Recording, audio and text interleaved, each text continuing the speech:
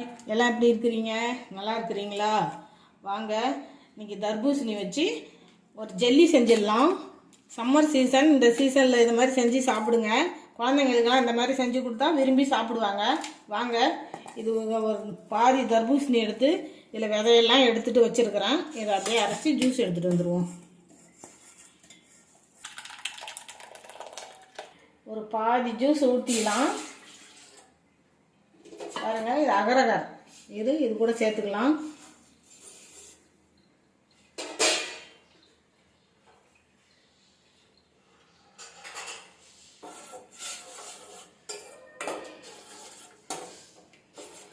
நல்லா கரையட்டும்.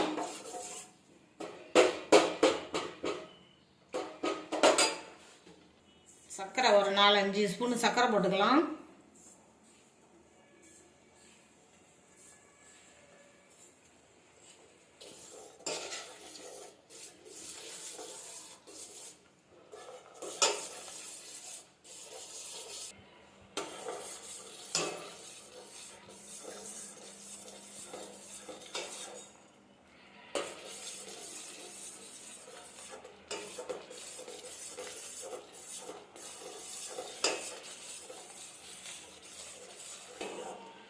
நல்லா கரையணும்.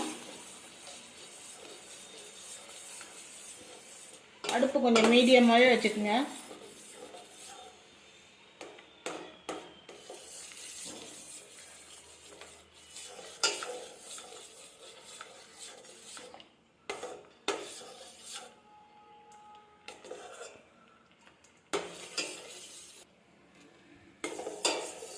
இன்னும் கொஞ்சம் நல்லா கரையட்டும்.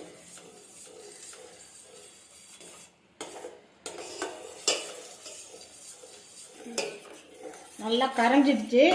இது கூட எடுத்து வச்சிருந்த பாதி ஜூஸையும் சேர்த்துக்கலாம். நல்லா கலந்து விட்டுக்கலாம்.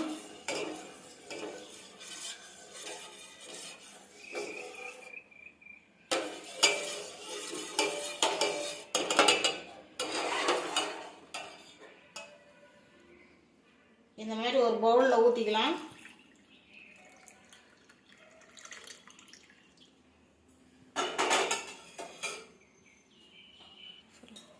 அப்படியே ஆறட்டும் ஒரு 2 மணி நேரம். அதுக்கப்புறம் பார்த்துக்கலாம். 2 மணி நேரம் ஆயிடுச்சு, நல்லா செட் ஆயிடுச்சு. வாங்க எடுத்துருவோம்.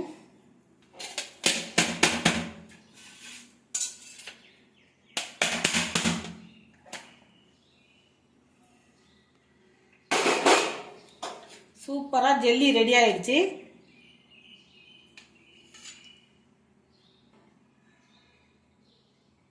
சூப்பராக ஜெல்லி ரெடி ஆயிடுச்சு.